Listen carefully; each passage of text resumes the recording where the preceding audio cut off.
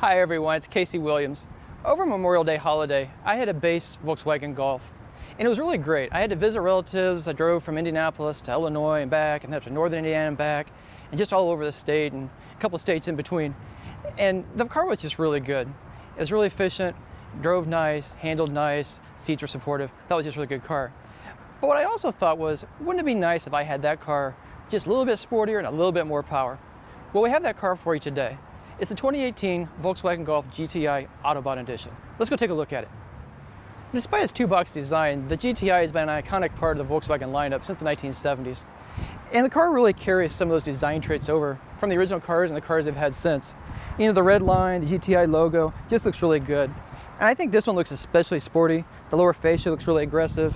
This one has LED headlamps, again, really modern, and just kind of sports it out a little bit more. I like the red details inside of it. When you start looking at the rest of it, it really does look like a Golf, because it is the same body shell. But again, being a GTI, just really stepping it up in terms of style and the look of performance. 18-inch alloy wheels, see the red brake calipers back behind it. I think it looks really good in the red paint, just looks very, very sporty. The monochrome mirrors, monochrome door handles, I think it looks very nice. And the car, again, despite being kind of an aerodynamic box, it actually has a really good stance, and it looks like it's, you know, really fast just sitting still. Come around the back, two twin exhaust outlets, big and chrome, looks really good. I like the lower fascia too. Again, gives a little bit of that diffuser look coming out the back. Looks very nice. Easy to get in the hatch. And the really nice thing about the GTI sharing a body shell with the Golf is it's as practical inside as a Golf. So you get this really sporty car that's fun to drive, but when you open up the hatch, you still have plenty of space back here, back seats fold down, you can get a bicycle in there, all the gear you'd want, and it's just really practical. Well, when I was driving the Golf over Memorial Day weekend, I was dreaming of a GTI. This is the reason I was dreaming of the GTI. It's a 2-liter turbocharged 4-cylinder engine, delivers 220 horsepower and 258 pound-feet of torque.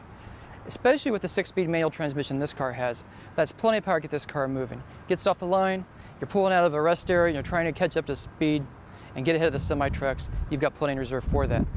And I was driving the Golf too, and I was thinking, GTI and the fuel economy, and maybe I'm gonna give up a lot, but really not. Fuel economy in this is rated 25 miles per gallon in the city, 33 miles per gallon on the highway. So you get a car, it's pretty peppy, it's a small car, lightweight car with plenty of power, and you're getting 33 miles per gallon on the highway. That's a pretty good deal.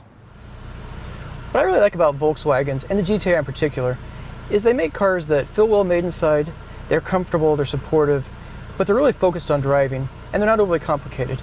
But yet there's all the technology you really want, and it's all here. So you take an example, you have these nice, deeply bolstered leather seats, heated leather seats with the red stitching. They look nice, they feel nice, you take very long drives in them, they feel very supportive. I like the nice, thick, leather-wrapped steering wheel with the flat bottom, and the red stitching on it, and the black piano finish around the controls. Even like the shift knob kind of harkens back to the original GTI with the kind of the golf ball look and feel to it. So I think that's all really nice. But there's also a lot of technology here. They've upgraded the touchscreen. You can swipe through it. You've got, this one has absolutely everything you want. It's got navigation, you've got Apple CarPlay. This has the Fender audio system, which just sounds really crisp and clear and just very nice. So everything you'd want here, you can do it by voice if you want to control it by voice. And it's also got a proper volume knob and tuning knob, so you can control this however you want to. Again, all the technology at your fingertips, but very easy to use. Down below, dual zone automatic climate control, heated seat controls are here. This also has a power sunroof. I don't really care for the net cover that's on it. It kind of lets through too much sunlight, especially when it's 95 degrees outside like today. But I'll tell you this, the air conditioning is absolutely ice cold, no matter what the temperature is, so that's very nice. Even sitting still, it's ice cold. Come down here, push button starting, I think it works out well. This has the automated parallel parking system on it. It'll steer itself into the parking spot. And over on the other side is another button, it's the mode selector. And this adjusts the steering, the throttle, and now the suspension calibration from comfortable to sporty. And I think that's really a nice addition to the car. It really changes the character of the car. You can make a nice cruising car, or you can really tune it to carve back roads. And the other thing that Volkswagen's done really well is the safety equipment on their cars. So this has the full suite of crash avoidance systems, has adaptive cruise control, has lane keep assist, blind spot warning, forward crash mitigation. It'll actually go ahead and brake the car if you don't. So again, a lot of safety equipment on this car to keep you traveling down the road without incident. Driving the GTI is be a lot of fun.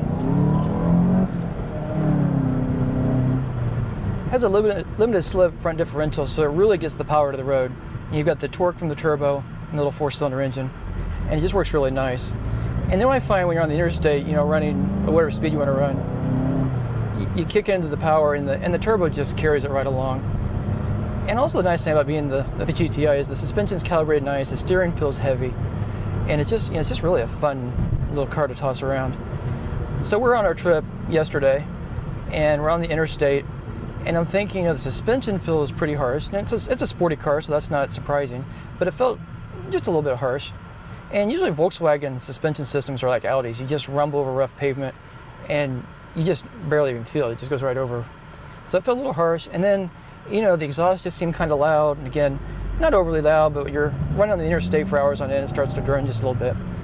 And then I discovered, you know, the mode button that changes the throttle response. It changes the steering weight. It changes the exhaust tune. And more importantly, it changed the suspension calibration. So when I went from sport to comfort, you know, it just kind of gave just a little bit of a floaty ride, and really just, you know, even felt nicer than even the base Golfs with the big thick tires on them. So you can really configure this car however you want to. If you want a comfortable ride, you can do that. If you want, you know, the completely all-out sport version of that, press the button a couple of times and you do that. You can even configure. There's a custom setting. So if you want, you know, a comfortable suspension setting but the most sensitive throttle, you can configure the car exactly the way you want it. And I think that's really nice. 220 horsepower in this car. It's not overly exciting, but for a compact car this size, front-wheel drive car, that's plenty enough. If you want more than 300 horsepower, there is the Golf R, and that comes with all-wheel drive. So, you know, Volkswagen has more potent versions of this car if you really want it. But I think for everyday use, I think the car I would buy is probably one of the more basic versions. You know, $27,000, $28,000. I get the cloth seats in it, maybe step up to the Fender audio system, and just have at the engine and just enjoy driving this car every day.